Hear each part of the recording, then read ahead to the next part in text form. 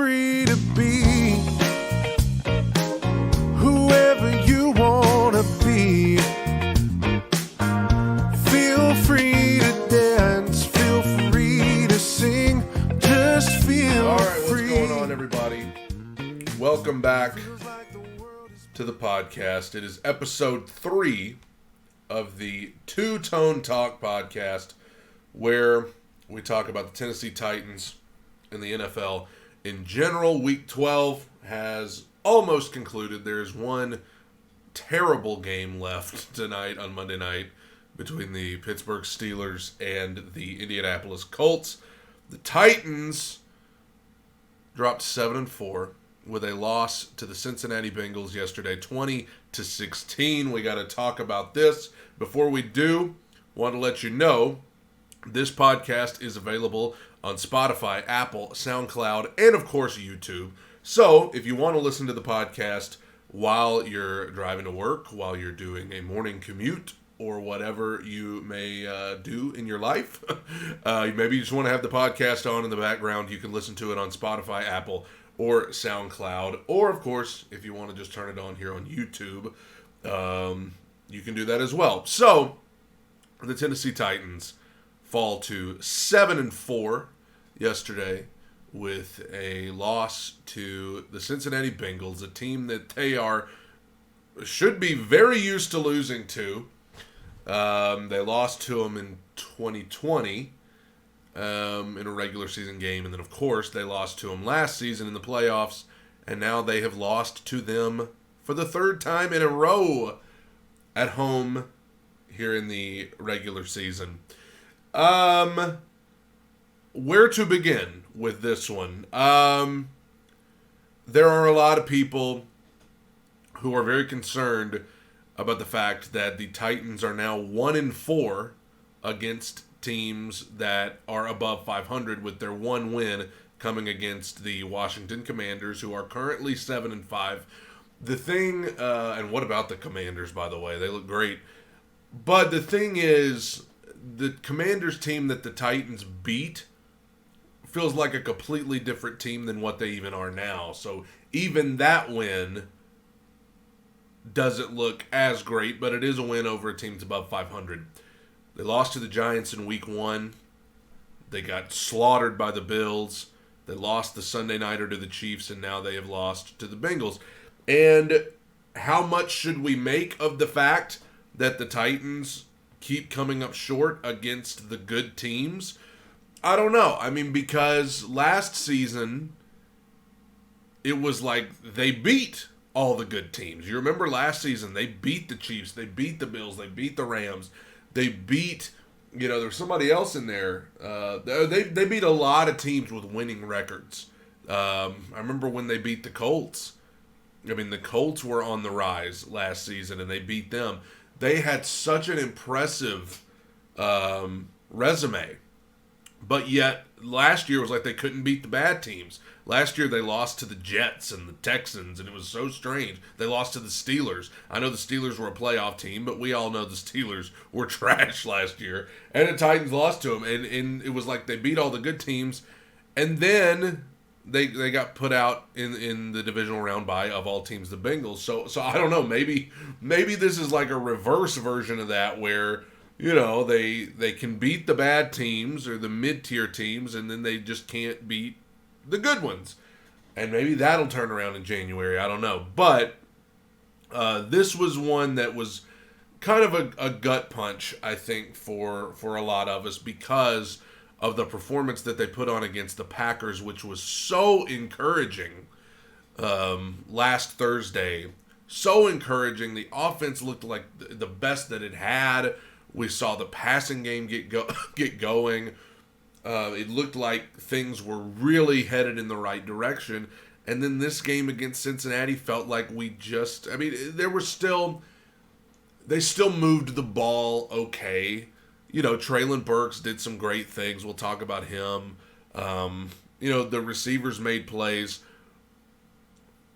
The bottom line is there were some things the Titans did against the Bengals that were very out of character for them. They did not look as physical as Cincinnati did. And I talked about this in a video on my main channel, kind of an overview, but the Bengals looked like the more physical team. And that's very uncharacteristic for Tennessee. I mean, you look at when Tennessee lost to Kansas City on Sunday Night Football. Yeah, they lost, but like the Titans were so physical that night. It was like, man, they made them earn it. The Titans just didn't look as physical as the Bengals yesterday. The Bengals absolutely looked like they wanted this win a heck of a lot more than Tennessee did, which I guess means that all of the talk that Mike Vrabel did all week about how this is not a revenge game, I guess they were telling the truth. Because the Titans sure didn't look like they wanted any revenge yesterday for that playoff loss. I mean, it was just like they kind of got pushed around, poor tackling. Christian Fulton and Roger McCreary kind of got assaulted by T. Higgins. And a lot of people thought Higgins should have been called for offensive pass interference on his touchdown catch. I don't know. I thought there was some hand fighting going on from both guys, and so I don't totally disagree with the no call there. But anyway, it was just discouraging to see the play calling. And man, I don't just want to talk about Todd Downing the whole time because I talked about him so much in the video that I did yesterday. But dude, this guy is a liability. And I'm not saying he's the only thing wrong, but to me, he's the biggest thing holding this team back right now. It's horrible. It's horrible. It's tough to watch. I got to get a sip of my coffee before I talk about this guy. This guy, there's moments in the game that happen that sum up how bad he is at his job. The first one was at the end of the first quarter. The Titans were driving. They were going down to I think score the first points of the game, maybe. They had 1st and 10, well into Bengal territory. And it's the end of the first quarter, so you got to take the TV timeout. And when they came back from the TV timeout, the Titans ran a designed tight end screen to Jeff Swaim. And there's not one thing about that that's not baffling to me. You had an entire TV timeout. It's not like it was a heat of the moment, got to make a quick call. That would have been baffling anyway. But the fact that you had an entire TV timeout to come up with a play, to come up with something to get your playmakers involved, and you said, we got to get this ball in the hands of Jeff Swaim. It's not just why would anyone make that call. I'll go you one further than that. Why would that call even be in the playbook? Why is that even an option? Jeff Swaim. Let's talk about who on this offense is a better target than Jeff Swaim. Everybody. Burks, Woods, Westbrook-Akine, Hilliard, Hooper, Okonkwo, Henry, of course. Everybody is a significantly better. Why are we so obsessed with trying to get the ball to Jeff Swaim? Why are we so obsessed with having him in the game? He's not close to as good as Hooper or Okonkwo, and we keep, in the grand scheme of things, how big of a deal was that play? Not too. I mean, it was an incomplete pass, so it had us in 2nd and long, and I think we ended up kicking a field goal. And I mean, that is a big deal because the Titans, who are normally so good in the red zone, they were in the red zone 3 times yesterday and came away with 6 points. That's not going to cut it, especially against a team like the Bengals or the Chiefs or the Bills or anybody that you're going to be playing in January. 3 trips in a red zone, you come away with 6 points. That's what I'm saying. That's out of character for the Titans. They're normally the best red zone team in the league offensively. And they weren't yesterday. 3 trips to the red zone. And stuff like that is why. 1st and 10, you could try to get the ball to Henry or Burks or Okonkwo or Robert Woods or somebody. And instead, you try and get it to Jeff Swaim. A guy who, even if he would have caught it, it would have been like a 2-yard gain maybe. He has no speed. He obviously is not a good pass catcher because this is like 2 out of the last 3 games that he's dropped a pass that he should have caught. Why is that even an option? Why? Somebody help me understand. Why is it even an option to try to get the ball to Jeff Swaim? And why can't somebody else other than Todd Downing just raise a hand and be like, why are we doing this? Tannehill, Henry, Vrabel, somebody raise a hand and be like, can somebody tell me why we're trying to force the ball to Jeff Swaim? Why is he a part of the game plan? It's just baffling. And play calls like that, in a nutshell, sum up Todd Downing and how bad he is at his job. Can you imagine Andy Reid, especially coming out of a TV timeout where you had plenty of time to pick a play? Can you imagine Andy Reid huddling the offense saying, hey, we're going to try to get the ball to our 3rd best tight end and our worst target on the team. The worst possible person we can try to throw it to, that's who we're going to try to get the ball to coming out of this timeout. It's just, it leaves you saying, like, how can you watch this? Because this ain't new. We've been talking about this since last season. How can you let this guy keep doing this? This is atrocious. There were other play calls. And it's not just play calls, it's personnel in the game. Late in the game, I think it was 13-10. Traylon Burks made a fantastic catch, like a 50-something, 51, 52-yard gain. Great catch. He went up and got it. And there was a roughing the passer to add on to that. So we were at the Bengals' 12-yard line. On 1st and 10, we give it to Henry. He gets 5 yards. Okay, great. Now we got 2nd and 5 at the 7. Down by 3. 2nd and 5. And on the 1st and 10 play, Traylon Burks, who just made the great catch, not even in the game. Not even in the game. Do you realize that when your top pass catcher, when your top receiving threat is standing over on the sideline? Now this I really have been ranting about, especially this season. I mean, since week 1. You can go back and watch the video I did after the Titans lost to the Giants. In week 1, I talked about this. It's now week 12, and it's gotten really no better. Traylon Burks makes that great catch, and he's on the sideline for the next 2 plays. And when he's not out there, the defense doesn't even have to account for him. So you know what they do? They zero in on Derrick Henry. And we hand the ball to Derrick Henry, and he gets killed. Of course he does. Because there's nobody else on the offense to even account for. Nobody is worried about Cody Hollister. Nobody is worried about Jeff Swaim. And this goes back to last season. Everybody thinks that because the Titans went 12-5, they were the number 1 seed in the AFC last year, man, they must have just really been cooking offensively. No. We had A.J. Brown and at times Julio Jones, and I used to sit there and want to throw stuff at the TV. Because in these situations, we'd have both of them standing on the sideline. My biggest complaint, because I do think Mike Vrabel is a fantastic coach, my biggest complaint about him and his coaching style and his staff, the staff's coaching style, we have to admit, not everybody is on the same level. It's okay to admit that throwing Jeff Swaim in there is not the equivalent of having Austin Hooper. Austin Hooper has proven he is significantly better than Jeff Swaim by leaps and bounds.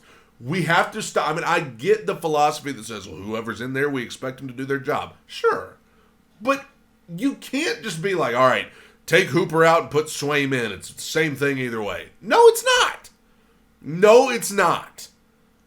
Well, we're going to force that ball to Jeff Swaim because it's the same as if we tried to force it to Austin Hooper. Okay. No, it's not. No, it's not. Having someone else out there other than Treylon Burks, who has proven over the last 2 games he is your top receiving threat, it's not the same. You can't just throw anybody in there and expect the same result. Guys have different skill levels. Some guys are just better than others at all positions. You can't act like it's okay to replace your top receiver with Cody Hollister and expect the same result. So Treylon Burks makes that great catch, and they take him out of the game for the next 2 plays.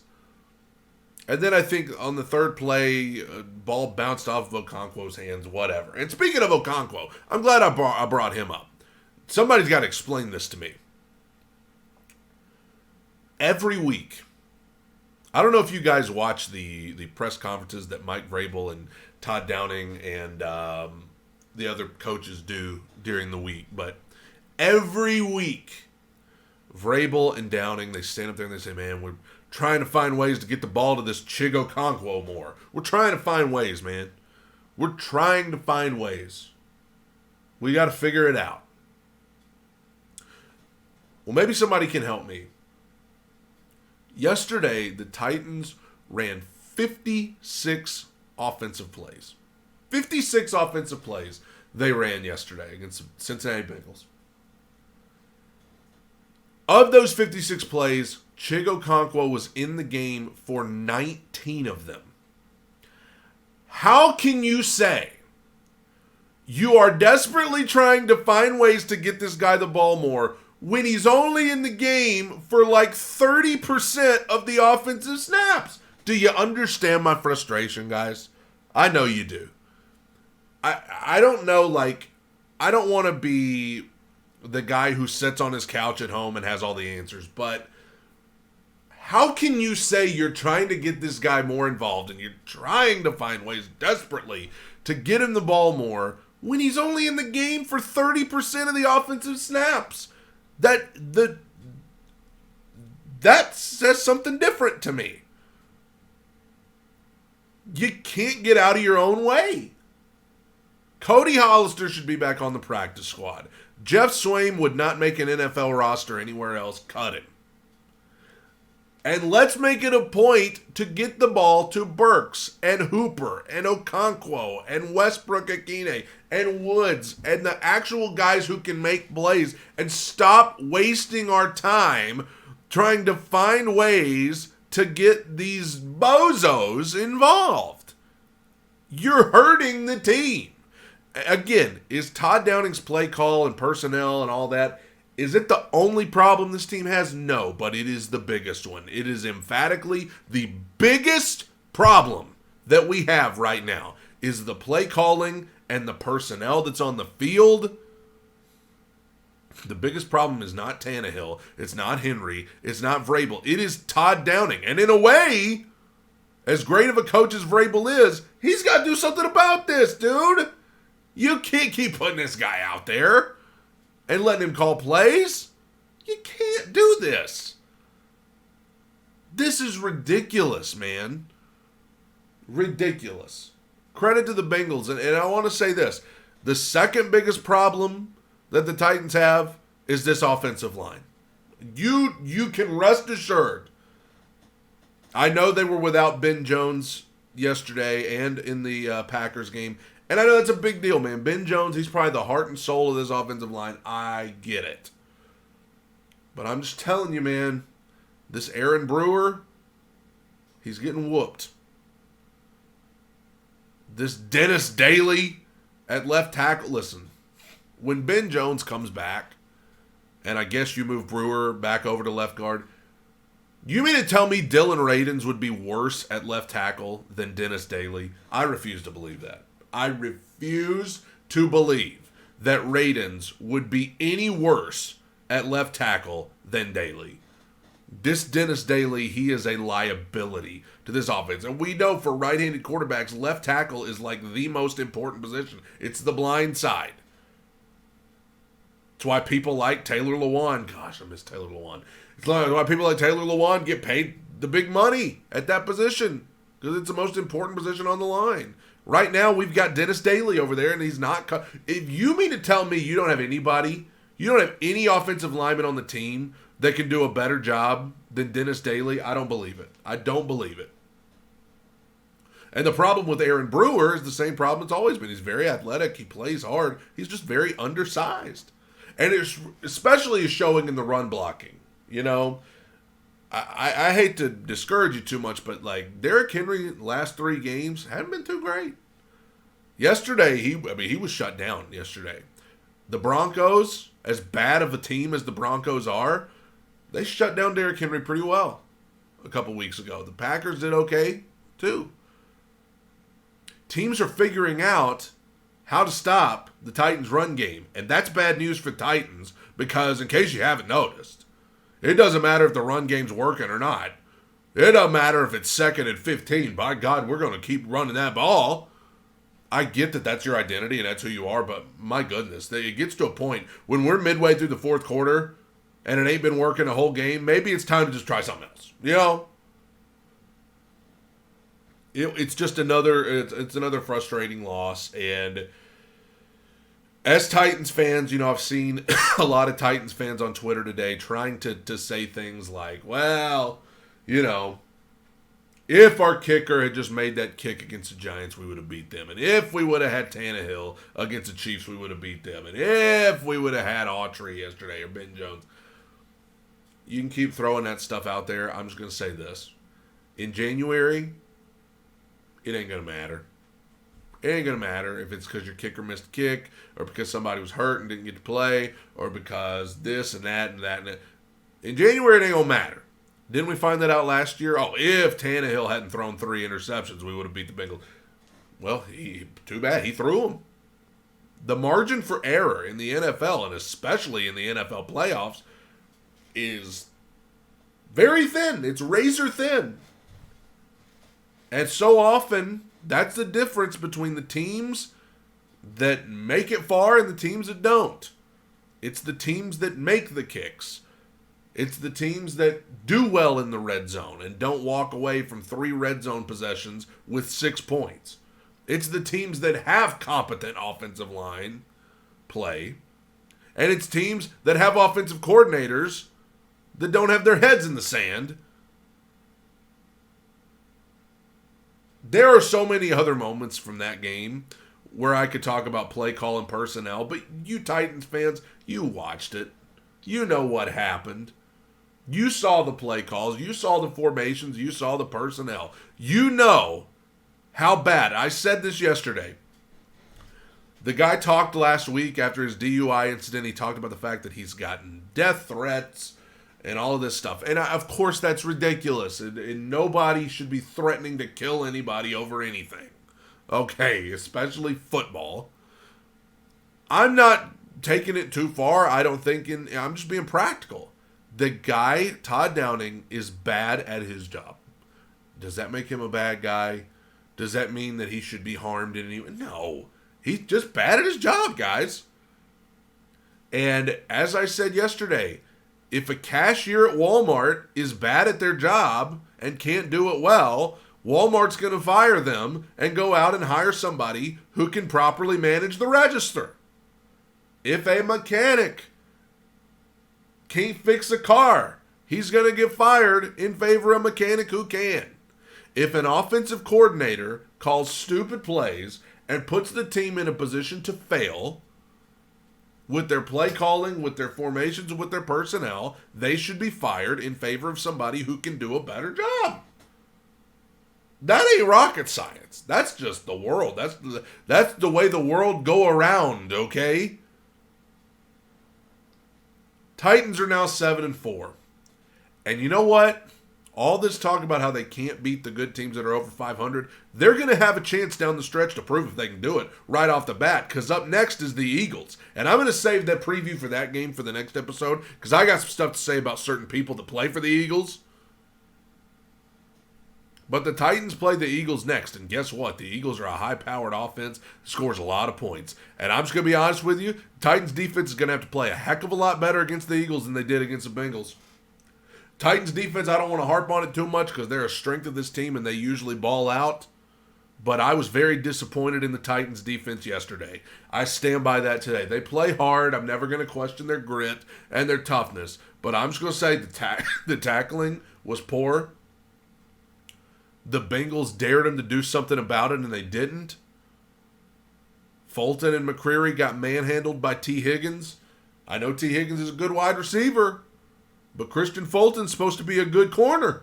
Okay? So, Titans defense is going to have to eat their Wheaties before they play the Eagles. And down the stretch, we got to play the Cowboys. We got to play the Chargers. So, the Titans are going to have their chance to prove that they can beat the good teams. As a matter of fact, I think, they have 3 chances. And I'm not, listen, they got to play the Jags twice, and I'm not just chalking those up as easy wins either. Because the Jags showed yesterday, the Jags beat the Ravens yesterday. You can't overlook a team like them. They ain't going to make the playoffs this year, but they are still better than they've been, and they still are gritty. Trevor Lawrence looking a lot better. So, the Titans, they're fine in their division, guys. They're going to win their division. I think they are the current 3 seed in the AFC. The Colts are horrible. The Jaguars, I think the Jaguars are probably the second best team in the AFC South right now. The Jaguars are just not there yet, and the Texans are the worst team I've ever seen. So, the Titans are going to win their division, and they're going to, host a playoff game. But you're not wrong if you're concerned about how this team holds up against the teams that they would be playing in January in the playoffs. You're not wrong for that, because when you look and it's like, okay, every time we've played a team other than Washington when they had Carson Wentz at quarterback, every other time we've played a team over 500, we have lost. Whether it be by injuries or missed kicks or whatever. The common denominator is we lost to the Giants, the Bills, the Chiefs, and the Bengals. And we look very fraudulent right now. Very fraudulent. I do want to at least mention some other things that happened in the NFL yesterday. Thanksgiving Day, hey, the Lions showed a lot of grit, but the Bills, Josh Allen, that throw he made to Stephon Diggs to set them up for that field goal at the end. Nice. Very nice. Josh Allen is that guy, and Stephon Diggs is that guy too. What I would give to have somebody like that playing. Well, but whatever. I almost started talking about Todd Downing again. I was going to say it doesn't really matter who's playing quarterback or wide receiver, because they probably, if Stephon Diggs was on the Titans, he'd probably be on the sideline for half of the offensive snaps. They'd probably be like, all right, Diggs, you just made a great catch. Get out. Bills beat the Lions. Cowboys look good, man. They beat the Giants 28-20. Cowboys are rolling. I think they're going to make that NFC East race interesting with the Eagles. Cowboys beat the Giants. Giants, they're on a little slump right now. Going to be interesting to see how the Giants fare the rest of the way. Vikings over the Patriots. Good rebound win for the Vikings after getting annihilated by the Cowboys. Come back, get this win. Patriots are still going to hang around. They're 6-5, but they're going to hang around, and they're going to be in the mix, man. Belichick's doing everything he can with what he has. Let's get to the Sunday games. I still had a bad feeling about the Bucs, even though they were winning a couple of games there. And yesterday they lost to the Browns in overtime. Very, very. I thought the Bucs would win this one because the Browns are not very good. But man, that NFC South, it's still open because the Bucs. I'm telling you. The Bucs still look bad, and they have not looked good. Even when they win games, it doesn't look good. The Bucs lose to the Browns 23-17 in overtime, and the Bucs still searching for answers. Dolphins Dolphins are Super Bowl contenders. Let me just tell you that right now. Dolphins are Super Bowl contenders. I know they were playing the Texans yesterday, and the Texans are horrible. But the Dolphins are now, what are they, 8-3? Dolphins are 8-3, I believe. Sitting at the top of their division. They've already beaten the Bills. They have to play them again. But the Dolphins, to me, you don't want to see them coming in January. With that speed and that high-powered offense and the way Tua's playing, they look good, and the Texans are the worst team in football. The Jets, the Mike White show. Listen, every time I count the Jets out, they come back and they put on a good performance. I definitely think the Jets are done with Zach Wilson. Absolutely done with him. Not only was he benched, my dude didn't even dress out. He wasn't even in uniform. I think they're about finished with him. I think they're going to go with Mike White the rest of the way. And based on yesterday, Mike White was very efficient. He played a good game. And they clobbered the Bears. I know the Bears were playing without Justin Fields. And the Bears without Justin Fields, that's a bad team. You take Justin Fields away, that is like Taco Bell without the 5-layer burrito. Like, it just ain't nearly as good. Jets 31-10, and the Jets, much needed win, rebound win for them after the heartbreaker against the Patriots last week. They turn it around. The Jets still right in the thick of things in the AFC playoff race. Washington Commanders win again, 7-5. If the playoffs started today, the Commanders would be in. Unbelievable the turnaround. Ron Rivera doing a great job. Taylor Heineke. This team's playing with swagger. They beat the Falcons 19-13. Tough loss for the Falcons because with the Bucs' loss, if the Falcons would have won, I think they'd be at the top of the NFC South. Unbelievable. The Falcons, they've done a lot of losing. I think they've lost 3 of their last 4 games. But they're still in the mix because they're in such a bad division. I still don't understand why they don't give Desmond Ridder a shot. I still don't understand why they, keep trying to see what they can get with Mariota. I don't know if Ridder's just giving them absolutely nothing in practice. I don't know. But Commanders win. Falcons still alive because the Bucs lost. And I think at this point the Falcons are probably the only threat to the Bucs of winning that division. Commanders 7-5 and primed to be a wild card team. I wouldn't want to play the Commanders right now, man. They're playing with some swagger. Panthers beat the Broncos 23-10, and I think the biggest story coming out of this is you got Broncos defenders yelling at Russell Wilson on the sideline. Dude, they're done with him. Can we talk about how baffling it is, the fall of Russell Wilson? Like, from being one of the most elite quarterbacks in the league in Seattle, to being not even arguably, like, he may be the worst quarterback in the NFL. He has been awful with the Broncos. And, we've heard stories from guys that played with Russell in Seattle about kind of how he carries himself. And some of these guys in Denver appear to be fed up with it. They dropped one to the Carolina Panthers yesterday. And the Panthers, as goofy as it is, they're 4-8. But, they're only like a game and a half back or something in the NFC South. So I guess technically the Panthers are still alive in that race. Gosh, what a bad division. Jaguars beat the Ravens in a thriller, man. Jags go down. They get the 2-point conversion, I believe, at the end. Take the lead. And then the Ravens had a chance. They sent Justin Tucker out there for a 60-something yard field goal, and he missed it short. But it looked good at first, but he missed it short. So the Jags upset the Ravens 28-27. Ravens fall to 7-4, and they're in the fight of their lives with the Bengals for that division. It's going to be interesting. I think the Ravens and the Bengals will both make the playoffs, but as far as who gets to host a playoff game, who wins the division, it's going to be tough. But the Bengals, after yesterday, the Bengals appear to be trending upwards, and Ravens appear to be kind of going down a little bit. But I will say the Bengals have a very tough schedule the rest of the way, so that might help the Ravens out some. Either way, I think the Ravens and the Bengals are both playoff teams. And with that being said, tough loss for the Ravens to lose. Inexcusable, really.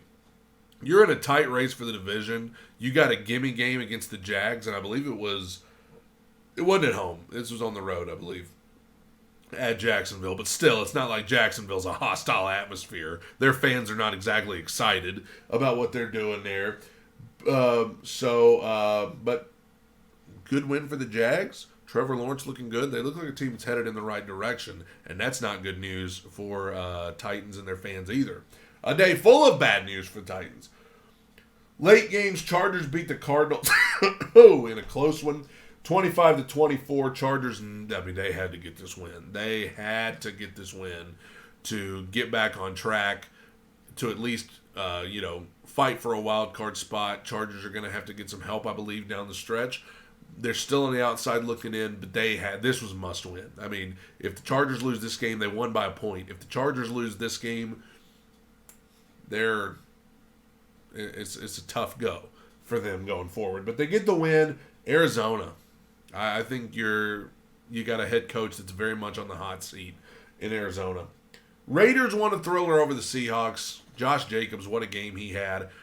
I'm starting to worry about these Seahawks a little bit. They looked so good. They were 6-3. Now they're 6-5, right? Are they 6-5? They are 6-5, and with the 49ers coming along like they are, and the Commanders coming along, I mean, I think the Seahawks are now going to find themselves on the outside looking in, and people were so excited, and I was rooting for them. I was rooting for Geno Smith, but it looks as though the Seahawks are definitely on a downward, nosedive. If you're trying to contend for a playoff spot, if you're trying to contend in your division with the 49ers, you just can't lose to the Raiders. And so the Ravens and the Seahawks both with just tough losses yesterday against teams they should have beaten to really keep their heads above water. Chiefs over the Rams 26-10. This was a game that preseason probably looked like it would be a premier matchup, but the Rams are just so not what I mean. I don't hear enough people talking about the fact that the defending Super Bowl champion Rams are 3-8, like totally done. They are completely finished. Cooper Kupp's hurt, Van Jefferson's hurt, Matt Stafford's hurt, and it doesn't matter. Like they're done. Time to start looking ahead to the draft. Unbelievable. You don't see that often. Defending Super Bowl champions just completely falling apart. Yeesh.